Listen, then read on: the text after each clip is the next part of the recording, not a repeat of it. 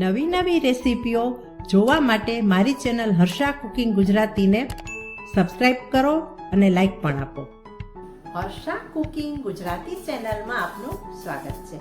આજે આપણે બનાવીશું સવારના નાસ્તાની એક રેસીપી અથવા સાંજે પણ જ્યારે ઓછી ભૂખ લાગી હોય ત્યારે ખાઈ શકાય તેવો નાસ્તો. આ નાસ્તો છે કાંદા પૌવા. તો ચાલો બનાવવાનું સ્ટાર્ટ કરીએ. કાંદા પૌવા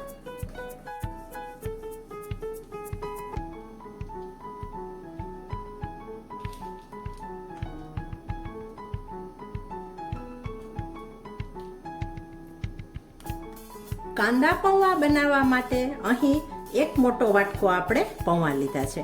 આ પૌવા જાડા પૌવા છે. નાયલોન પૌવા આ રેસીપીમાં લેવાના નથી. પૌવાને આપણે એક બાઉલમાં ટ્રાન્સફર કરી અને ધોઈ લઈશું.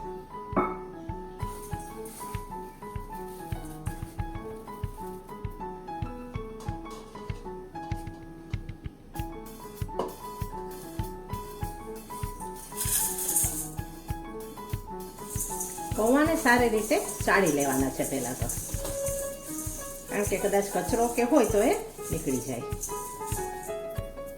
હવે આપણે પાણી ઉમેરી અને આપણે ધોઈ લઈએ.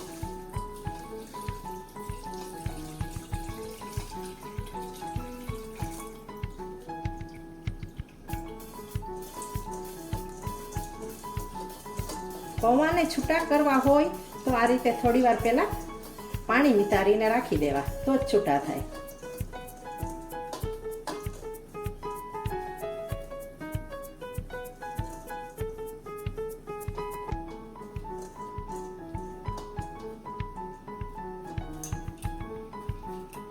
હવે આપણે કાંદા પૌવાની બીજી તૈયારી કરીએ. ત્યાં સુધી પૌવા પણ સારી રીતે છૂટા થઈ જશે અને પલળી જશે.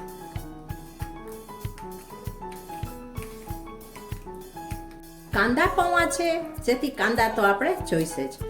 એક વાટકો પૌવા સામે એક મોટો કાંદો લીધો છે. હવે આપણે આ કાંદાની છાલ ઉતારી અને ઝીણો સમારી લઈએ. કાંદા કે ડુંગળીને આપણે ઝીણી સમારી લીધી છે. હવે આપણે સાઈડ કરી દઈએ. અહીં પૌવા પણ સારી રીતે જો છૂટા થઈ ગયા છે ધોયા પછી. હવે તેમાં આપણે મસાલો કરીએ. આપણે લારીવાળા જે રીતે બનાવે ને તે રીતે જ આપણે આજે બનાવવાના છીએ. હળદર ઉમેરી દઈએ.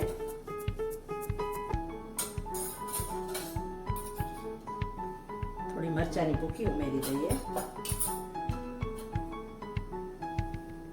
ધાણા જીરું પાવડર 2 ટીસ્પૂન,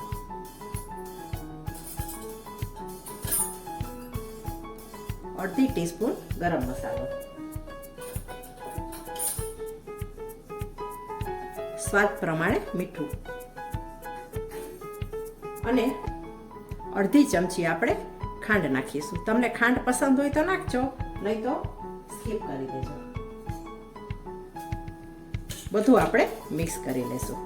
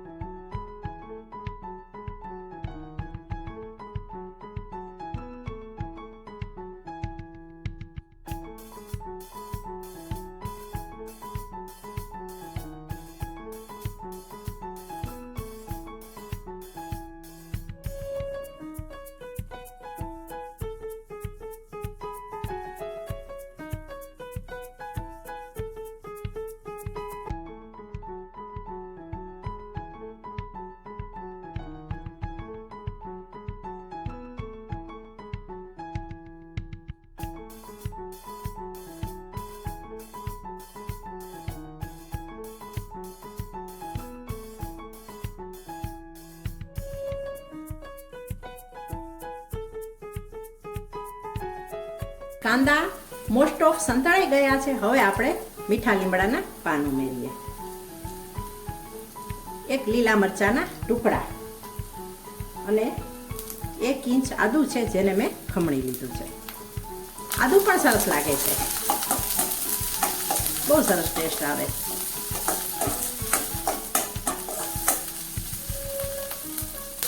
બધું મિક્સ કરી અને હવે આપણે થોડી હળદર એડ કરીએ.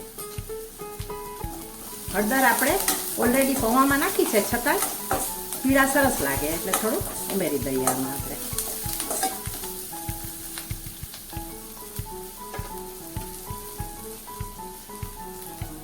ડુંગળી પણ સારી રીતે સંતળાઈ ગઈ છે. હવે આપણે પૌવા એડ કરી દઈએ.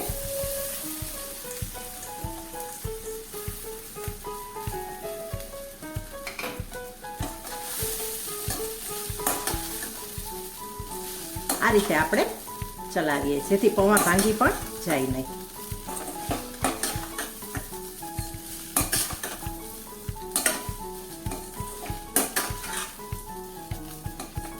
પૌવા કાંદાનો એકદમ હળવો નાસ્તો છે આ, અને સાથે સાથે હેલ્ધી છે પૌવા અને સિંગદાણાને કારણે. બાળકોને લંચ બોક્સમાં પણ આપી શકાય અને સાંજે સ્કૂલ કોલેજેથી આવે તો નાસ્તામાં પણ આપી શકાય, અને રાત્રે ઓછી ભૂખ લાગી હોય ત્યારે ઘરના સભ્યો માટે બનાવી પણ શકાય. જોઈ શકાય છે એકદમ છૂટા છૂટા આપણા પૌવા બન્યા છે.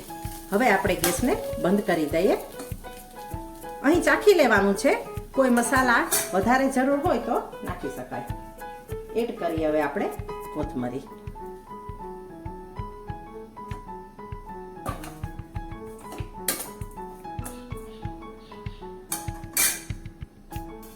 તળેલા સિંગદાણા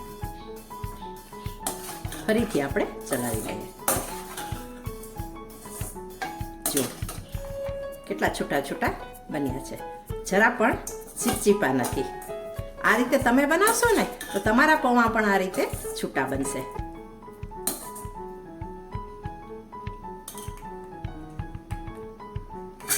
ગેસ બંધ કર્યા પછી હવે આપણે લીંબુનો રસ એડ કરી દઈએ. અડધા લીંબુનો રસ એડ કર્યો છે. હવે આપણે લીંબુના રસને પણ કાંદા પૌવામાં મિક્સ કરી લઈએ.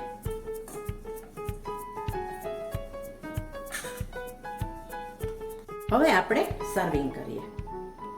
એક પ્લેટમાં આપણે મૂકી દઈએ કાંદા પૌવા.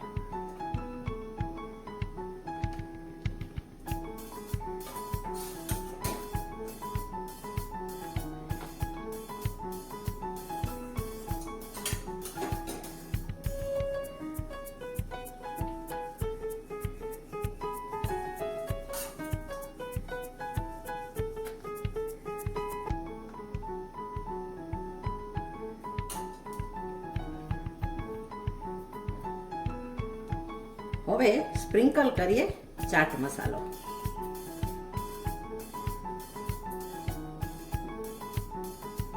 ઉપરથી થોડી કોથમરી ભભરાવીએ અને બારીક સેવ.